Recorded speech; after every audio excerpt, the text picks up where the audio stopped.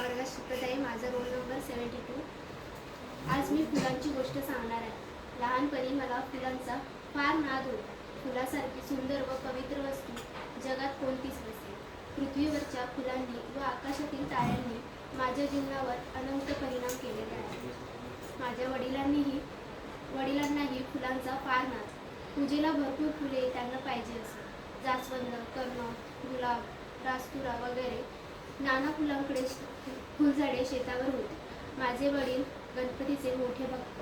दररोज 21 दुर्वांची जुडी ते गणपतीला वाहवायचे. खुरटलेल्या वाळलेल्या दुर्वा त्यांनी कधीच वाहिल्या नाही.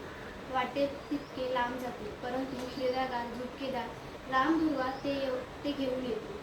देवाला साधी दुर्वा वाहवायची, ती तरी चांगली नको का, असे ते म्हणत. माझ्या वडिलांपासून फुलांचे वेड मी घेतले, परंतु आईपासून फुलांवर प्रेम करावयास शिकलो.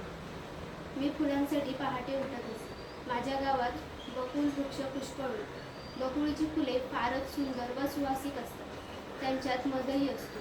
लहान लहान जणू मोतीच अशी ती दिसते. लहान लहान बटणे जणू असे वाटते. बकुळीच्या फुलांच्या मी परड्या भरभरून आणायचे. सकाळी फुले जमवून ठेवायची व 10 वाजता शाळा सुटून आल्यावर त्यांचे हार करवायचे.